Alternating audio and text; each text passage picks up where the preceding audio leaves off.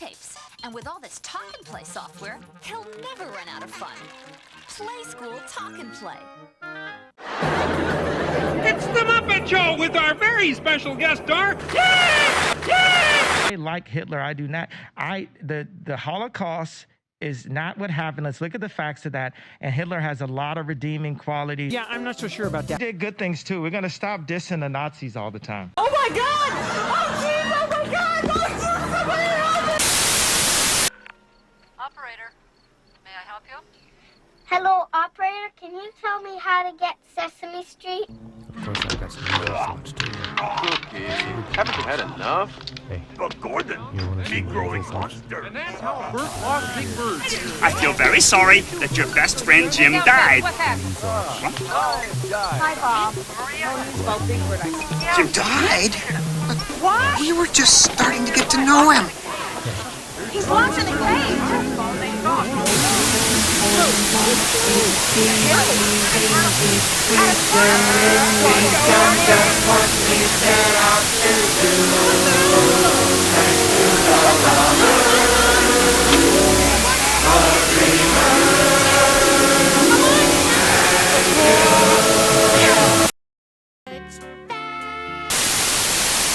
Alright, puppets are fucking weird. I'm at the pool hall, and this girl comes up, and she's all like, and I'm like, yeah, whatever. Primarily because they're capable of full articulation, but only when someone else is controlling them, which is kind of weird. They just sit there like a fucking tomato and don't do anything until you start to control them. Like, tomatoes just fucking sit there, but if my tomato started moving, I'd fucking shit my pants. That's why they made a movie about it. So when you stick your hand up a puppet's ass, you give it life, but only temporarily. Most puppets are designed to replicate human characters or anthropomorphic characters with human-like attributes, except humans are actually kind of difficult to replicate. Low-quality replications of humans are actually quite often amongst puppets. Exploitable psychological fear is the reason why there's so many puppet horror characters, you know, Slappy, Chucky, Billy of Jigsaw, Annabelle, etc. All of those are exploitations of the psychological fear of seeing something that's not supposed to move. In fact, often the attempt to be friendly, but failure to, is what people could find horrifying. Now, puppet shows actually go as far back as like 3,000 years ago. It was kind of like cartoons before cartoons in a way. So, of course, when television came along, it's not surprising that they took the thing that already existed and just recorded it. So yeah, puppet television shows go back as far as television, really. But obviously before the 50s, television was kind of complicated. But of course, with the rise of children's television, puppet shows became exceptionally more common. And particularly marionette shows. And marionettes, or just any type of string puppets, are arguably one of the unintentionally scariest forms of puppetry, because of the full-length features, which are being controlled from above. Each individual limb is being held above and manipulated. A good example of these weird, creepy marionette shows, which there are a ton of from the 50s and 60s, is Sarah Ann Hoppity, which is mostly lost media. This was based on the book series of the same name, but like in this show, this creepy old man just barges into this house and is trying to sell this girl this doll, but it looks like a fucking corpse in a body bag unintentionally. Throughout the 50s and 60s, this is what a lot of puppet shows were like. Lots of unintentionally creepy marionette characters. But in 1969, a little show called Sesame Street dropped. You might have heard of it. It's kind of obscure, actually. Sorry about your friend here. He didn't cross the line. Who are you? Hey, kids. This is my new friend, Donald Trump. Jim Henson was like the hot shit in the children's industry, and it's actually struggled to break into the mainstream. You know, no one wanted an all-audiences Muppet show historically.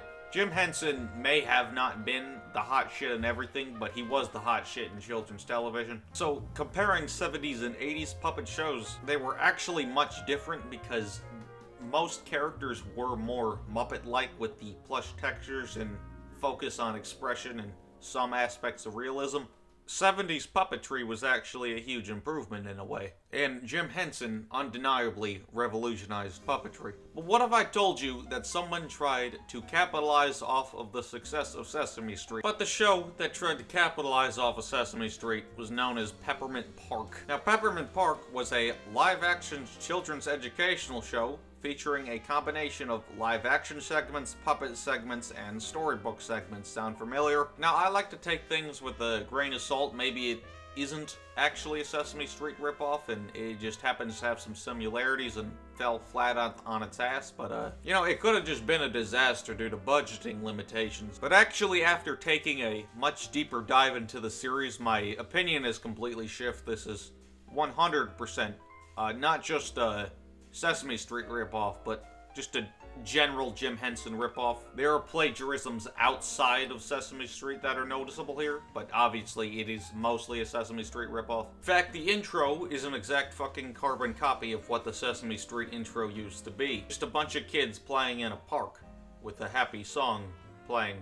If you're my age, you might not know what I'm talking about, because between the years of 1969 to 2006, the Sesame Street intro was a bunch of kids playing in a park with happy music playing. But in 2007, this intro format was altered into something that is still used today, of just actually displaying a city with the characters, which I actually think is a much better intro format, and this intro format, at least same principle of street showing characters, is still being used to this day. You know, it's actually a benefit because it introduces you to the puppets. But the thing about my history with Sesame Street is I actually grew up watching both 90s Sesame Street and 2000 Sesame Streets because of hand-me-down VHS tapes and what was already on TV. I still have 2 of these hand-me-down VHS tapes, Do the Alphabet from 96 and The Best of Elmo from 94. Rest in peace, Do the Alphabet VHS. I broke it for the sake of this gag. Hooray. Cookie Monster's Best Bites I can also recall having, in which the DVD release came out in 2003, but the VHS release came out in 1995, if not mistaken. I don't have that now, though. And then I can't remember all the other Sesame Street VHS tapes I had when I was a little kid. With all new home videos that are full of new ways for your kids to count, to dance, and to learn. But Peppermint Park only lasted 6 volumes, which is the equivalent of 6 episodes with 1 episode of 30 minutes per volume. That's the thing about VHS. You can only fit so much onto one VHS.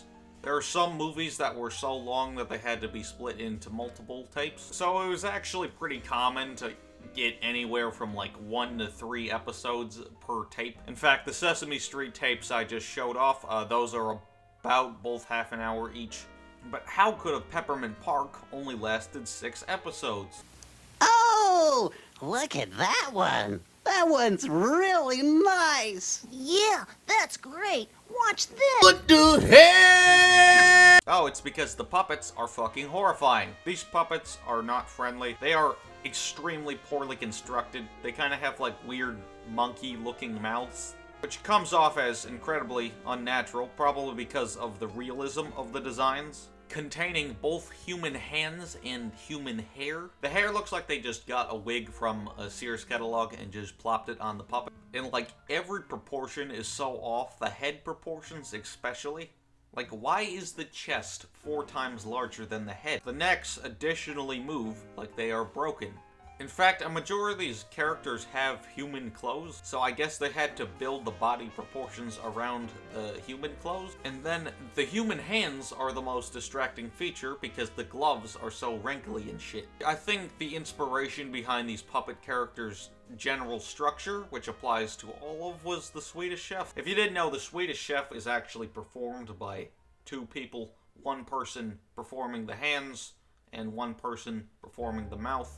Originally Frank Oz and Jim Henson. So if you've never noticed, the Swedish Chef's hands are actual human hands. In fact, there are multiple instances where the Swedish Chef is being seen with a wedding ring on, but that's just because the hand puppeteer at the time, Steve Whitmire, just legitimately forgot to take it off, and that somehow slipped in and no one noticed. Why does he have a wedding ring? Because bro got human hands. Notice how the Swedish Chef is like slamming shit on the table and throwing shit around and inefficiently stirring things and shit. That's because he has human hands. That's the point of the character. It's kind of difficult to get a puppet to hold things without appropriately proportioned objects, but if your character has human hands, you don't need to do that. The fact that the character has real human hands allows real objects to be grabbed and only enhances the cooking slapstick associated with the character. So the guy that made the puppets, apparently, and was also one of the main puppeteers on the show, Dan O'Quinn, I guess decided to just make every character the Swedish Chef to save money, probably. None of the characters hold puppet-proportioned objects. Lazy Town is a good example of this. Puppet characters often hold objects, but they're appropriately proportioned for the puppets, so they're reachable because they don't have human hands. So it was most likely, fuck it, let's just build every character like the Swedish Chef to save money on additional objects for the characters to hold. Now, Dan O'Quinn, the mastermind behind the puppets, apparently also worked for PAX, Hanna-Barbera, and on the 2004 film Day After Tomorrow, and as well as created the Biggles of Biggle Land, Meet the Biggles, an episode of the kids show called Kids Songs. Yeah, that's not confusing at all. Apparently this is him.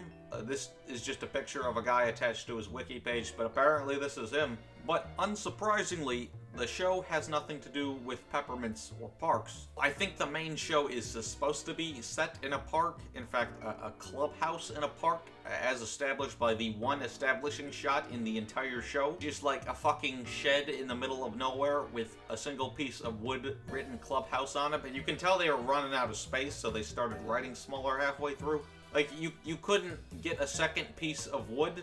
Like, what the hell? And before any 50s through 90s Texan kids ask, no, this has nothing to do with the theme park, Peppermint Park. This is just this random, obscure, defunct theme park I was able to find on the internet. Actually, speaking of 50s through 90s kids, did you know that there was a girl that went to my high school? Her name was, Candace Stick. Miss Stick, if you're watching, you are a legend of the high school that I went to. So I guess the park in the show that is plagiarizing the old Sesame Street intro is Peppermint Park. But the main characters of Peppermint Park, or at least the reoccurring ones with names, so there are some that are left anonymous, are Wiley, Trevor, Littlebit, Maynard, Ernie, Crunkle, Professor Goodstuff, Snorky, Sophie, Piggle, and the only reoccurring human character with multiple appearances, Magic Megan. Actually, that's not true. I forgot one other human character, the story lady. I didn't put her in the script because I'm an idiot, but you can't blame me. She's not much of a character. All she does is narrate. Now, a majority of these characters are just simply boy or girl, and the only interesting ones are the ones that are just Jim Henson ripoffs. For example, Maynard is like the sad old man because he has a song singing about his depression like Leonard Cohen. I was red hot, always trying to be a big shot. Unless he's like the grandpa of one of the kids or something, I don't know what the fuck he's doing at the park. I guess he's supposed to be like the Oscar the Grouch equivalent of the show. Like, otherwise, what is this sad old man doing in a park clubhouse with a bunch of children? I assume this motherfucker is like a recovered drug addict or alcoholic or something. And don't forget Ernie, who has an exact same name as the Sesame Street character. I'm straight. I'm straight. You're the homos! Professor Goodstuff, which is just Bunsen Honeydew off of the Muppets. The most notable character undeniably has to be Piggle, who is a pig. He has the most creepy design because of the eye expression. The thing about Piggle is that he has a Kermit the Frog voice only sometimes. See, I'm using 4 crackers here. Oh, well, if you're explaining the number 4, you only need 4 crackers, right? Well, Mary's lamb is lost. Don't just stand there. Do something. We've got to find Mary's little lamb. I'll be right back. I guess it was changed later on because they thought it was too similar. So I guess this is the child of Kermit the Frog and Miss Piggy. But he has like Cookie Monster's personality, so he's like a triple ripoff. Yeah, I see. Well, I'm real glad to know you only need 4 crackers, because that means you won't be needing these right here. Piggle, wait a minute! Like, these characters are not likable, there is no pizzazz to anything, nothing is distinguishable. Like, you look at the Muppets or Sesame Street, and even Sesame Street, which has significantly less variation in weight proportion and species and design and such. Even Sesame Street, which is nothing compared to the diversity of the Muppet Show, are legitimately distinguishable designs. Like I said, a majority of these characters are just boy or girl, or dragon or pedophile, and pig, I guess. No one has like a fun dynamic. Like, the puppets rarely act with one another, and when they do act with one another, it's just bizarre. I think a majority of the voices are pitch shifted. I'm really scared that he might get into something at home. You know, like he might chew on something he's not supposed to. So that makes me scared. Everything feels incredibly confined, probably because there's only one establishing shot in the entire show. And bringing up the Swedish Chef again, when he's like doing his wacky kitchen acts, you notice how, you know, it's like a big-ass kitchen, you know, and it's not this tiny space. Part of why the show is so bizarre and creepy is just how everything confined is, again, from the lack of establishing shot, due to the fact that everything is so close together, despite the puppets being so big. Like, there are no full body shots either. You never see any of the puppets' legs. Now, I know some puppets don't have legs. Like, they never take the extra step to show puppets' legs in necessary for creating an interesting shot composition. I assume multiple puppets, one half body and one full body, were not made for the show. I don't know why the cabs won't stop. Just leave it to me. Taxi!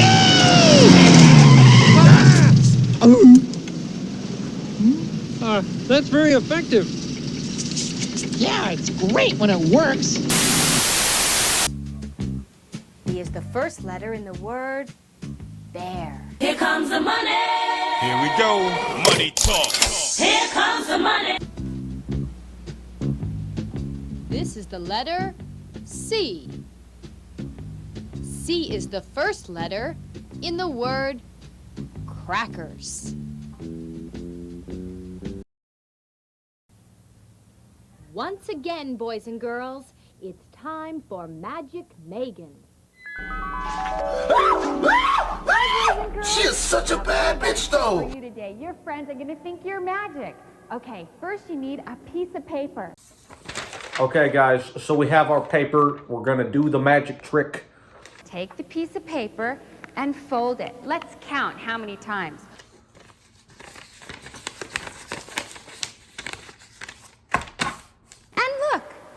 It stands up. And what do you know? If you fucking fold paper, it adds an additional proportion, allowing gravitational pull to hold it up. Magical. Wait a minute, Piggle. What? Was this a working stoplight when you got it? Yeah, why? Exactly where did you get it from? Well, from that big pole on the corner, just outside. Why? Piggle, that light was very important on that pole.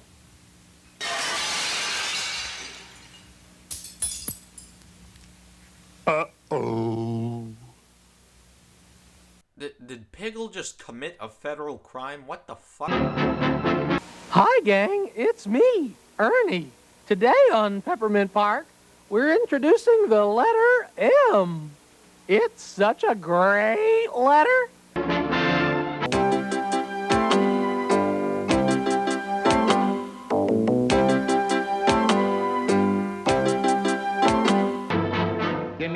How could you order M&Ms without the letter M? How could you order M&Ms without the letter M? Like, yeah, I guess he has a point, but they wouldn't fucking call it that if there was no letter. No mayonnaise, no medicine. About a son of gun. Come on, gang. Sing the song along with me this time. Oh great, now he's just repeating the entire fucking song again for filler. In fact, there was a lot of filler in these episodes. The songs suck too, they just go on and on and on. They have awful fucking rhyme scheme. Sparky told me to meet him here at the Peppermint Park fire station. Gee, I hope he shows up. Hi, Pickle. Oh, hi, Sparky. Why did they use a firefighter clown? Like, I don't want a clown to be my firefighter. That boy just gonna be clowning and not putting out the fire. Oh yeah, that's another thing. You never actually see the kids interact with the puppets. It's only adults on a few instances, which is actually a good thing, because I'd hate to see a child's reaction to the puppets in full motion on camera.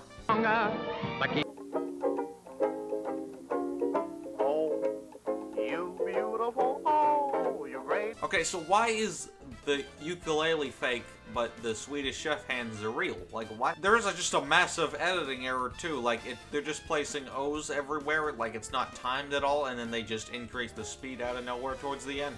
Round and wonderful, oh, you beautiful, oh. Hi, boys and girls. It's time now for Magic Megan.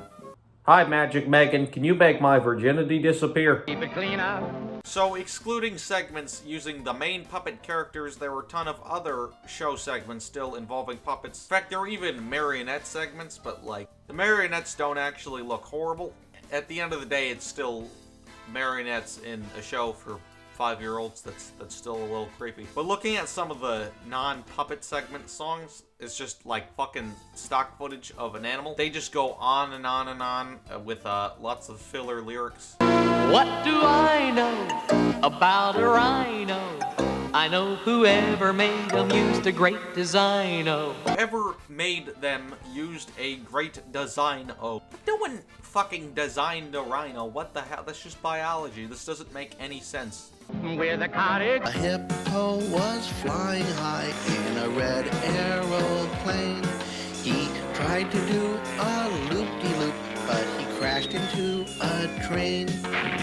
He forgot his seat belt. That was plain to see. If he had worn his seatbelt, he'd be safe like me. So that song is a tasteless. That song has no melody. Isn't that the worst song you've ever heard, Elton? In fact, there are a couple instances of just nonsense filler. Like these random segments of just puppet dancing cause lol XD. Like there is a 3-minute scene of just a scarecrow dancing out of nowhere. In fact, there is another scene, like the scarecrow scene, but it's a dog dancing for 3 minutes. And then another one with a red lion dancing for 3 minutes. Like I said, there's storybook segments. Now, to my knowledge, these were mainly released as their own thing with Sesame Street VHS tapes, and they weren't really a part of the main show. But it's still ripping off Sesame Street nonetheless. And I think the biggest issue with the storybook segments is that just the total quantity of illustrations is just distracting. There were swings and slides, a giant sandbox, and even a place where children could paint. It had many jars filled with brightly colored paints and special shirts to wear.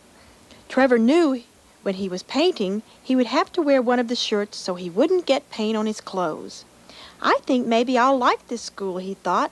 There are so many things to do. I just know I'll have fun. Like, if you're gonna say all of that shit, like, show a picture of it. Hi, boys and girls. Today on Peppermint Park, we have a very special story about finding a new friend. One day, Alan and his sister Alice were playing a game of hide and seek. Where did you find such a pretty puppy? Alan pointed under the bush. What is up with her dress? Why is it the same color as her skin?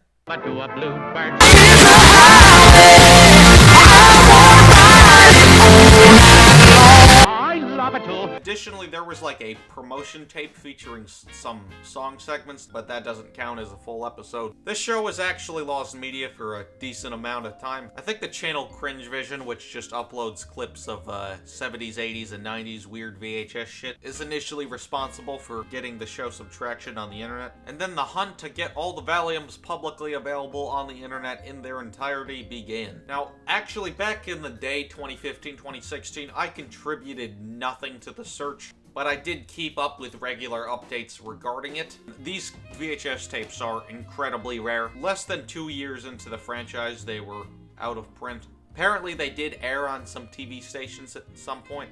But Icy Roserade is the guy that's actually responsible for tracking all this down, meaning that this very video would not be possible without his help of making all of the volumes publicly available on the internet. But one day I do hope that more actually surfaces on the show. Hell, maybe he could even get a Netflix reboot.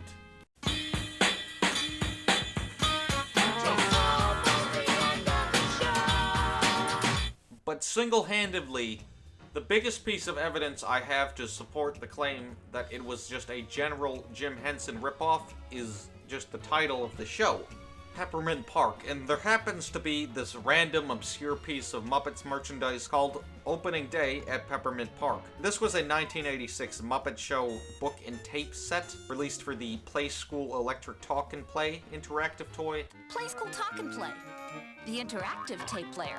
Kids use special books and tapes to choose and change which character talks to them. Aha! Choose red if you want Oscar. No, Grover! This is Grover!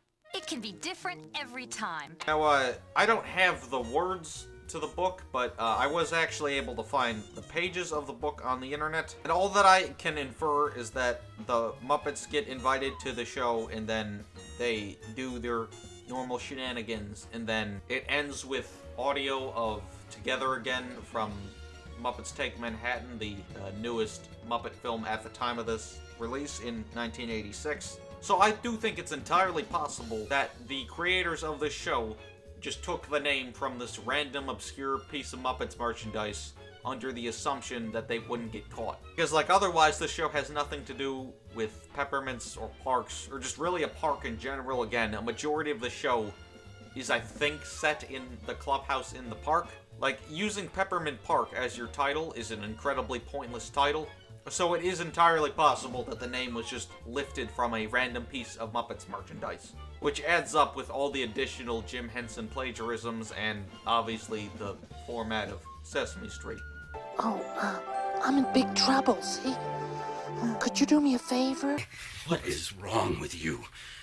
Why are you blue? Take Las Palmas to Colorado. Take Colorado down to Pico. And that's how you get to Llama School. You go to Pico. You take Pico to Colorado. Take Colorado to Las Palmas. And that's how you get to Llama School. Pico? Take that to Colorado. Then go down to Pico. And that's how you get to Llama School. Now you say Pico. And take your little llamas. Colorado, Colorado. Las Palmas. Get to Llama School. Get to Llama School.